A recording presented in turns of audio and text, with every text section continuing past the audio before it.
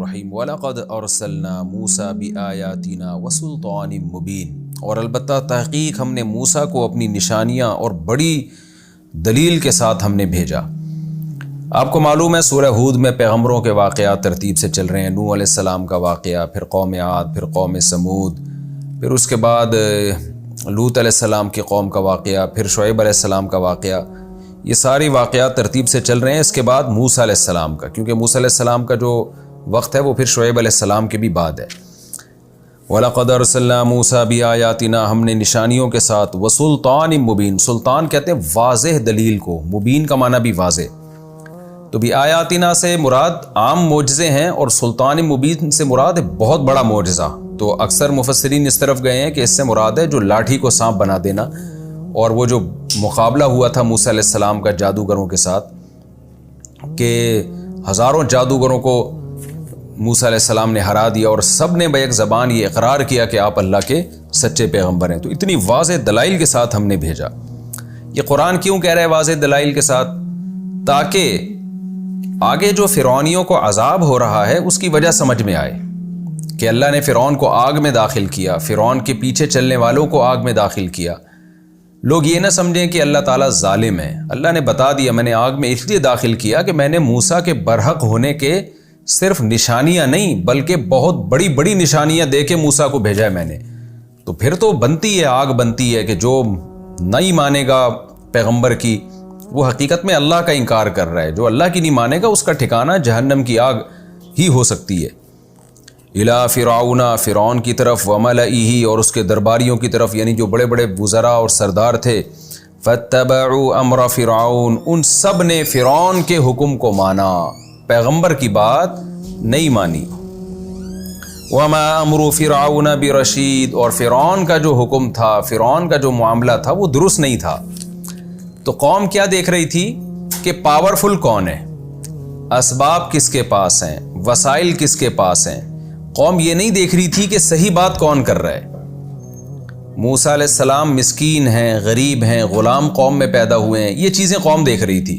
اور فرعون کے بارے میں دیکھ رہی تھی طاقتور ہے، بادشاہ ہے، حکومت میں ہے، ترقی یافتہ ہے۔ تو یہی بیماری آج بھی لوگوں میں پائی جاتی ہے۔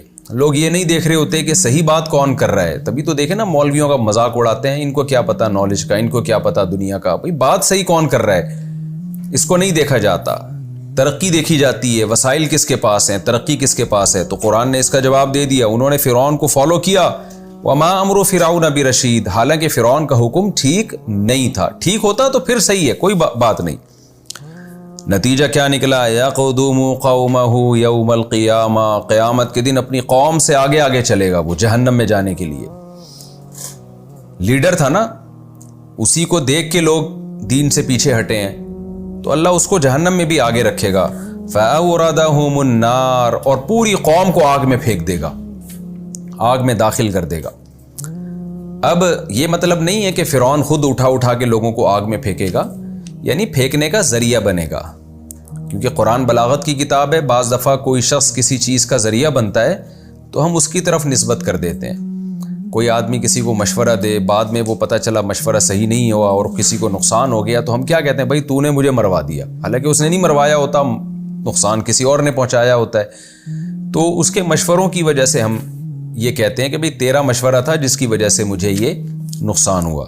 تو قرآن بھی کہتا ہے فَأَوْرَدَهُمُ النَّارَ، ان کو آگ میں پھینک دے گا، ڈال دے گا، یعنی ڈالنے کا ذریعہ بنے گا۔ لوگ کہیں گے تیری وجہ سے ہم اس آگ میں جا رہے ہیں۔ وَبِئْسَ الْوِرْدُ الْمَوْرُودُ، کتنا ہی برا داخل ہونے کی جگہ ہے جس میں داخل ہوا جائے گا، یعنی جہنم کتنی بری جگہ ہے جس میں کوئی داخل ہو۔ وَأُتْبِعُوا فِي هَٰذِهِ لَعْنَةً، اور اس دنیا میں بھی ان کے پیچھے لعنت چلائی گئی ہے۔ بعض لوگ ایسے ہوتے ہیں کفر پہ ان کی موت واقع ہوتی ہے، لیکن کوئی ایسے کارنامے کر کے گئے ہوتے ہیں کہ ٹھیک ہے آخرت میں ان کا ٹھکانہ اچھا نہیں ہے، لیکن دنیا میں ان کو اچھے ناموں سے یاد کیا جاتا ہے۔ جیسے بعض سائنسدان ہیں، انسانیت کی خدمت کر کے گئے مگر خدا کو نہیں مانتے تھے، ان کو کفر کی سزا ملے گی، لیکن جب ان کا نام آتا ہے تو لوگ ان پہ لعنتیں نہیں بھیجتے، لوگ ان کو برے الفاظ سے یاد نہیں کرتے۔ لیکن فرعون جو تھا اس کا حشر یہ ہوا کہ جس دنیا کی خاطر اس نے موسیٰ کلیم اللہ کو ناراض کیا، اس دنیا میں بھی اس کو لعنت ہی ملی ہے۔ کوئی دنیا میں ایک فرد بھی ایسا نہیں ہوگا جو فرعون کا تذکرہ اچھے الفاظ سے کرتا ہو کہ بھئی ایک اچھا انسان تھا جس نے انسانیت کی خدمت کی، یا کوئی اچھی گورنمنٹ کی اس نے چلائی، کوئی بھی ایسا نہیں ہے۔ اللہ فرماتے ہیں دنیا میں بھی لعنت، و یوم القیامہ، اور قیامت کے دن بھی لعنت۔ بئس الرفد، کتنا ہی برا گفٹ ہے، المرفود، جو فرعون کو دیا گیا، یعنی یہ تحفہ اس کو ملا ہے حضرت موسیٰ علیہ السلام کی نافرمانی کا، یہ گفٹ ملا۔ یہ اللہ تعالیٰ نے نا اس کو انعام اور گفٹ سے تعبیر کیا ہے تاکہ اس کی برائی اور زیادہ واضح ہو۔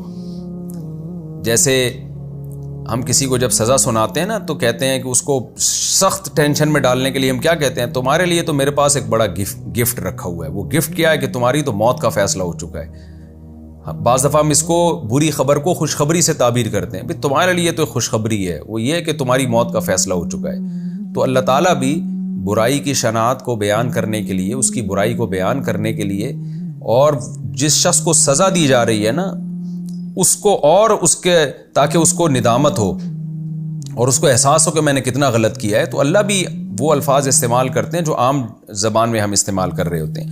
اس لیے قرآن نے کہا بئس الرفد، کتنا ہی برا گفٹ ہے، کتنا ہی برا انعام ہے، کتنا ہی برا تحفہ ہے، المرفود، جو تحفہ دیا گیا ہے فرعون اور اس کی قوم کو۔ یہ تحفہ وہ ہوتا ہے نا عام طور پر جو کسی کے اکرام میں دیا جاتا ہے، تو اللہ کہتے ہیں تو نے حرکتیں ایسی کی ہیں کہ تیرے اکرام میں یہ انسانیت کی خدمت کی، یا کوئی اچھی گورنمنٹ کی اس نے چلائی، کوئی بھی ایسا نہیں ہے۔ اللہ فرماتے ہیں دنیا میں بھی لعنت، و یوم القیامہ، اور قیامت کے دن بھی لعنت۔ بئس الرفد، کتنا ہی برا گفٹ ہے، المرفود، جو فرعون کو دیا گیا، یعنی یہ تحفہ اس کو ملا ہے حضرت موسیٰ علیہ السلام کی نافرمانی کا، یہ گفٹ ملا۔ یہ اللہ تعالیٰ نے نا اس کو انعام اور گفٹ سے تعبیر کیا ہے تاکہ اس کی برائی اور زیادہ واضح ہو۔ جیسے ہم کسی کو جب سزا سناتے ہیں نا تو کہتے ہیں کہ اس کو سخت ٹینشن میں ڈالنے کے لیے ہم کیا کہتے ہیں، تمہارے لیے تو میرے پاس ایک بڑا گفٹ رکھا ہوا ہے۔ وہ گفٹ کیا ہے کہ تمہاری تو موت کا فیصلہ ہو چکا ہے۔ بعض دفعہ ہم اس کو بری خبر کو خوشخبری سے تعبیر کرتے ہیں، تمہارے لیے تو خوشخبری ہے، وہ یہ کہ تمہاری موت کا فیصلہ ہو چکا ہے۔ تو اللہ تعالیٰ بھی برائی کی شناعت کو بیان کرنے کے لیے، اس کی برائی کو بیان کرنے کے لیے، اور جس شخص کو سزا دی جا رہی ہے نا اس کو، اور اس کے تاکہ اس کو ندامت ہو اور اس کو احساس ہو کہ میں نے کتنا غلط کیا ہے، تو اللہ بھی وہ الفاظ استعمال کرتے ہیں جو عام زبان میں ہم استعمال کر رہے ہوتے ہیں۔ اس لیے قرآن نے کہا بئس الرفد، کتنا ہی برا گفٹ ہے، کتنا ہی برا انعام ہے، کتنا ہی برا تحفہ ہے، المرفود، جو تحفہ دیا گیا ہے فرعون اور اس کی قوم کو۔ یہ تحفہ وہ ہوتا ہے نا عام طور پر جو کسی کے اکرام میں دیا جاتا ہے، تو اللہ کہتے ہیں تو نے حرکتیں ایسی کی ہیں کہ تیرے اکرام میں یہ